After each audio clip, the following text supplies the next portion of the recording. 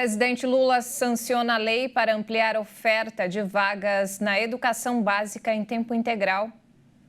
MST invade a área da Embrapa e depois libera após o governo federal assumir compromisso de assentar famílias. E você vai ver também. Isenção de imposto de importação para compras internacionais de até $50 começa a valer amanhã. OMS afirma que medidas de controle evitaram que 300 milhões de pessoas se tornassem fumantes nos últimos 15 anos. Tufão na China deixa mortos e mais de 31 mil pessoas são retiradas de Pequim. Futebol, o Botafogo é campeão simbólico do primeiro turno do Campeonato Brasileiro. Agora no Jornal das 18h30.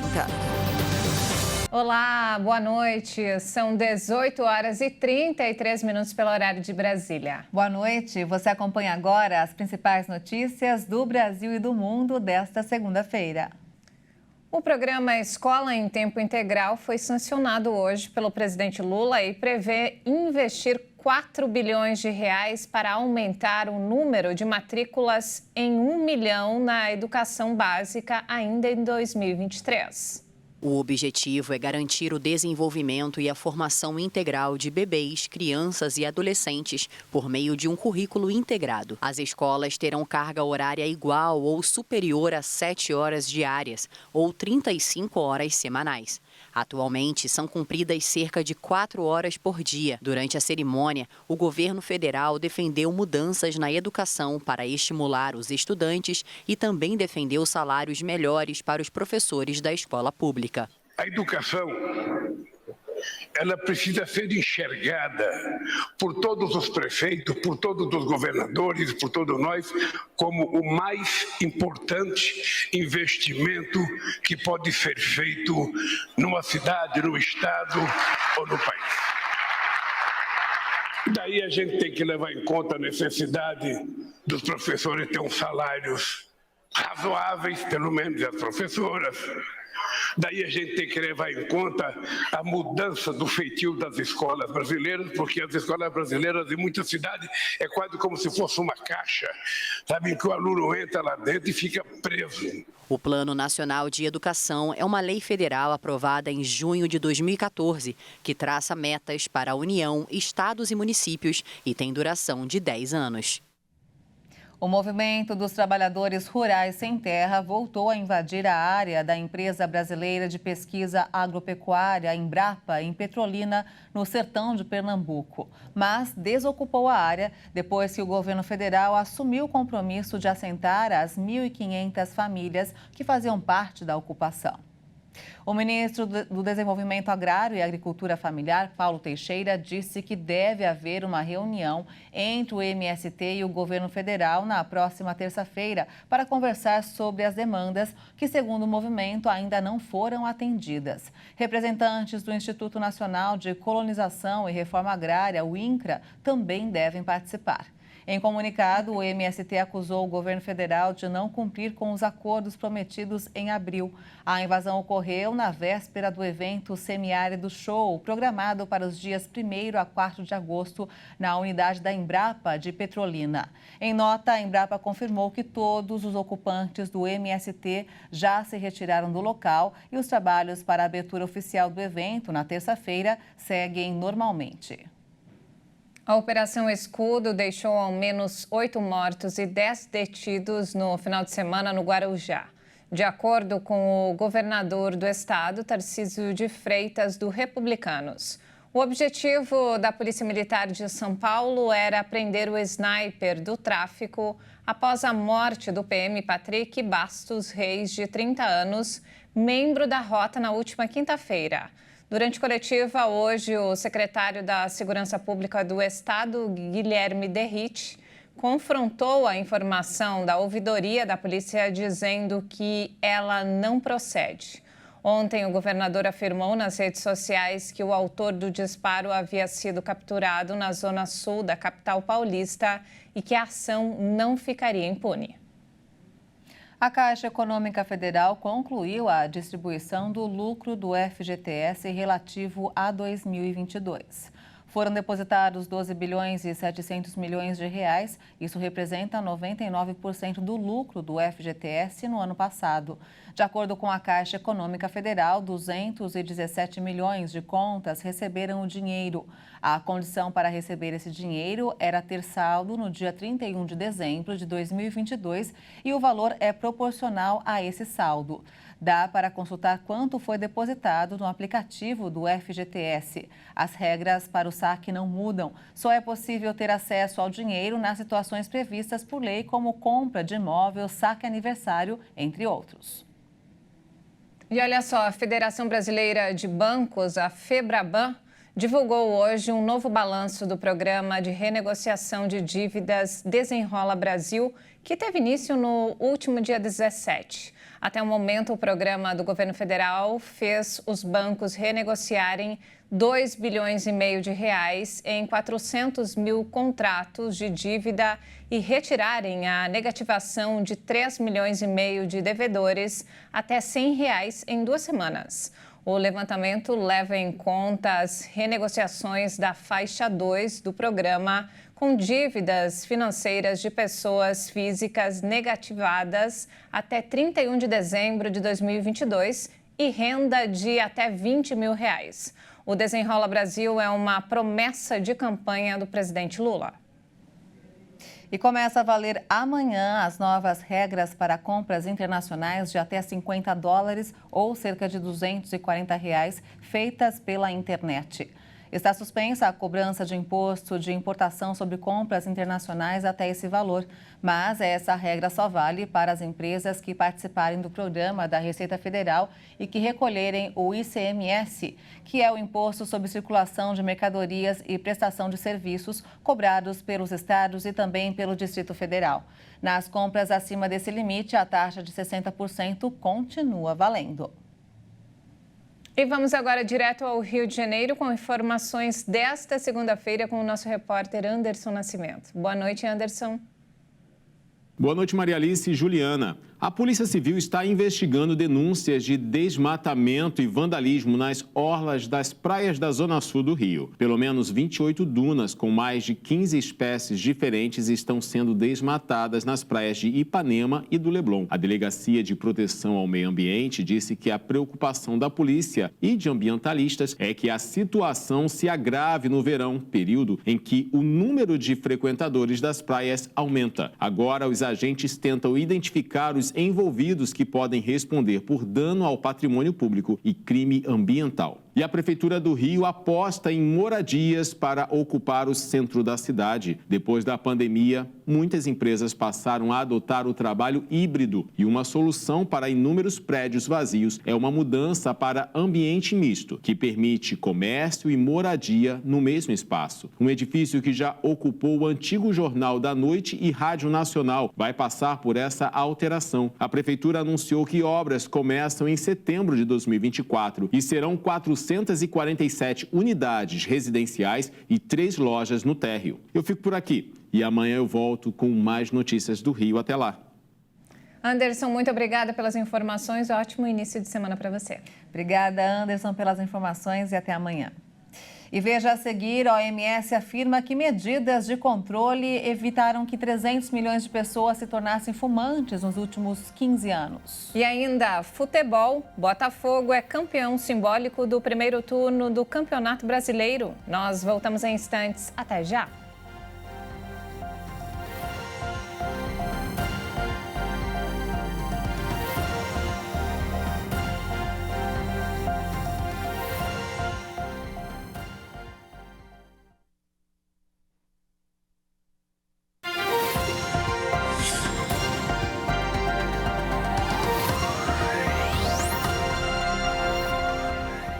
Estamos de volta, 18 horas e 43 minutos pelo horário de Brasília.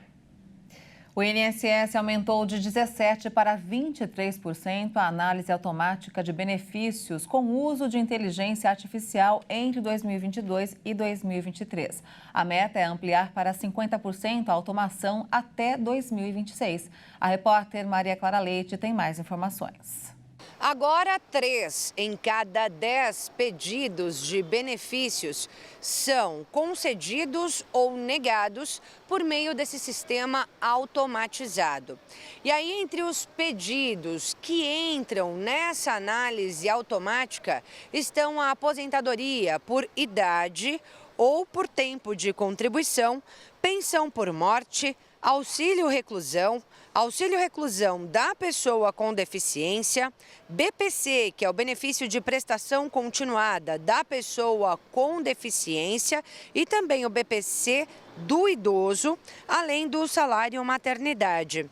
O Sindicato dos Trabalhadores do Seguro Social e Previdência Social no estado de São Paulo critica o sistema. Em nota, disse que o uso de robôs não tem o mesmo zelo de uma análise por um técnico. Isso devido à grande variedade de situações que permeiam a vida do segurado. Portanto, a gente já passa aqui também o que deve ser feito em caso de uma negativa automática. A pessoa pode recorrer da decisão na Junta de Recursos do Conselho de Recursos da Previdência Social, ou pode ir direto ao Judiciário em busca dessa concessão, ou ainda esperar 30 dias para fazer uma nova solicitação pelo aplicativo ou pelo site Meu INSS. Ou também pode entrar em contato com a central de atendimento no número 135. Para fazer uma solicitação junto ao INSS, o segurado deve ter completado as condições mínimas do pedido e ter toda a documentação que comprove o direito ao benefício. Esse aumento da automação das análises do INSS é uma das medidas para tentar reduzir a fila de espera, que hoje tem quase 1.800.000 pessoas. E vamos agora ao mercado financeiro. O dólar fechou em queda nesta segunda-feira após passar boa parte da sessão oscilando entre altas e baixas, na medida em que investidores seguem na expectativa pela reunião do Copom, o Comitê de Política Monetária do Banco Central, que acontece nesta semana. Ao final da sessão, a moeda norte-americana recuou 0,05% e encerrou o dia cotada a R$ 4,72 na venda. E a economia da zona do euro teve uma recuperação mínima no segundo trimestre deste ano. A inflação e a política monetária do Banco Central Europeu têm restringido o crescimento. Comparado ao ano anterior, o crescimento foi de 0,6%, contra a expectativa de 0,5%. Isso em comparação com o crescimento zero no trimestre anterior, para as 20 nações da zona do euro, e um declínio trimestral de 0,1% no quarto trimestre de 2022. Entre os maiores países do bloco, a França e a Espanha cresceram em ritmo sustentado devido ao fortalecimento das exportações e do turismo, enquanto a Alemanha, o maior país da zona do euro, não registrou crescimento e a Itália sofreu uma contração.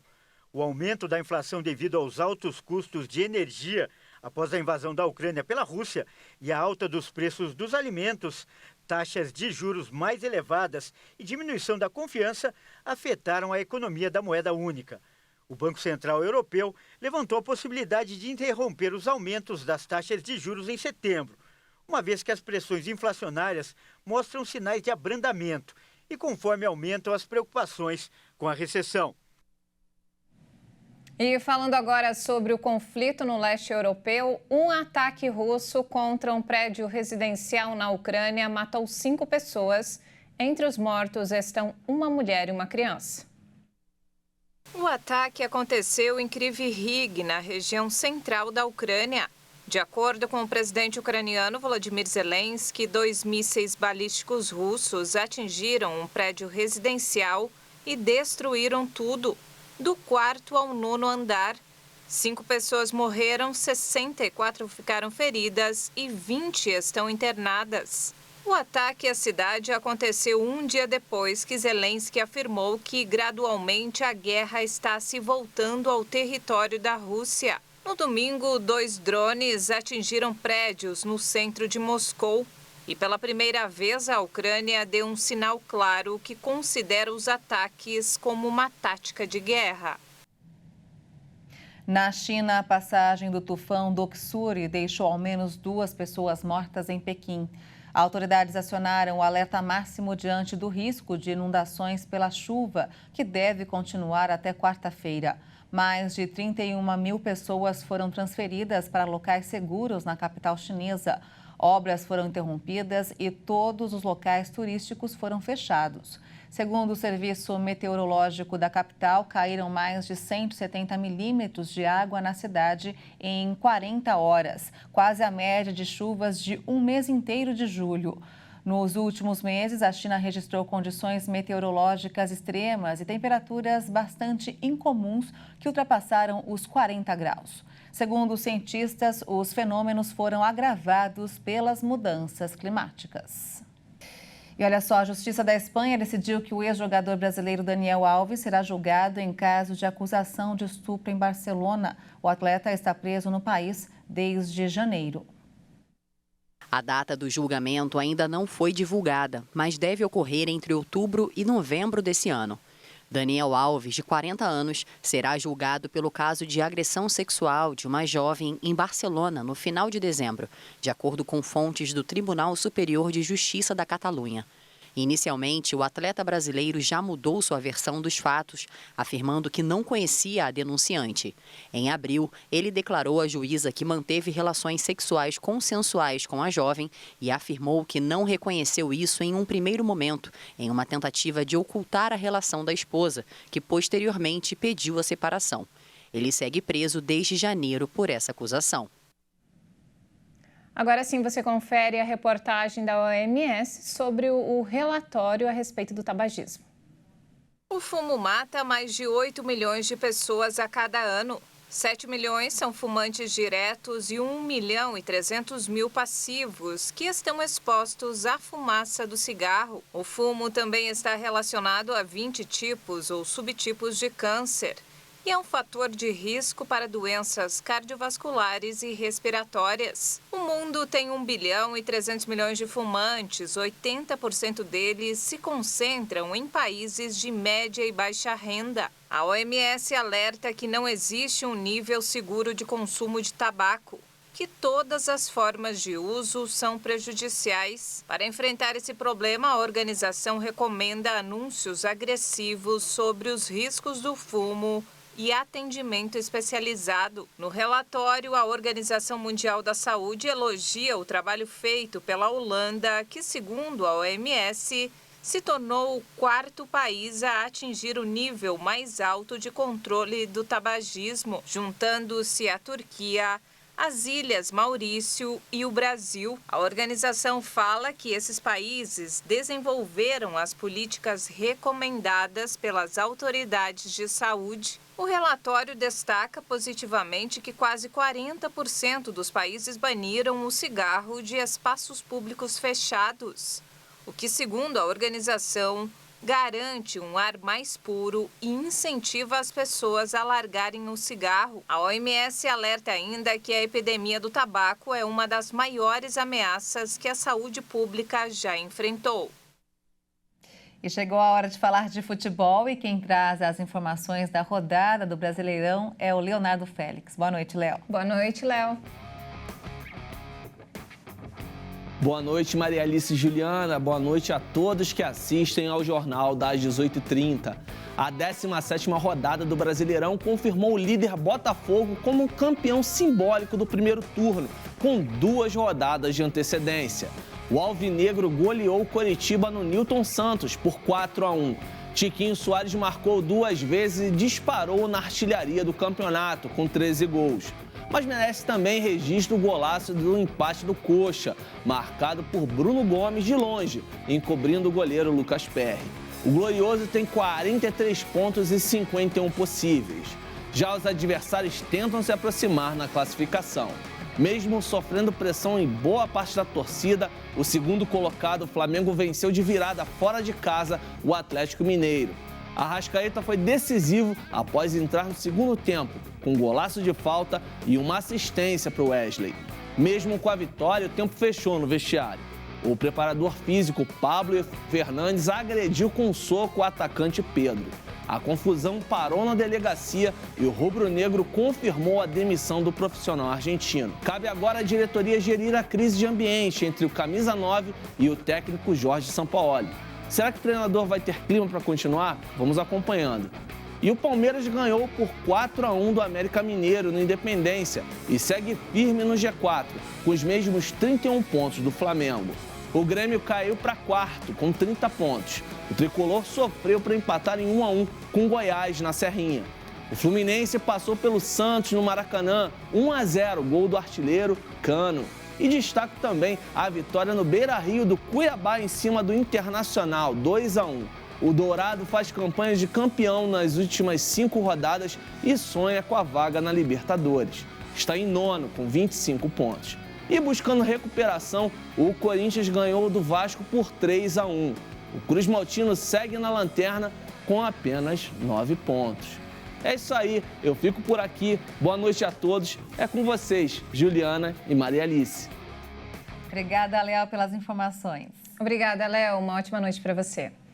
E olha só que bacana, um vídeo divulgado pelo Departamento de Polícia do Condado de Los Angeles, na Califórnia, está fazendo muito sucesso nas redes sociais. É isso mesmo, Ju. Isso porque o vídeo mostra um urso se refrescando em uma piscina em meio à onda de calor que assola o hemisfério norte. Vamos ver. Para fugir do sol escaldante, nada melhor do que uma piscina limpinha. O aquecimento global tem impactado a vida das pessoas. Ondas de calor levam preocupação aos Estados Unidos e à Europa. E os animais não escapam. Pelo jeito, o problema causado pelo homem vai ter de ser resolvido entre espécies. O ursinho aí já resolveu cobrar a conta. Um vídeo da polícia de Burbank, na Califórnia, mostra que talvez penetras no quintal também vão ser uma das consequências do aquecimento global.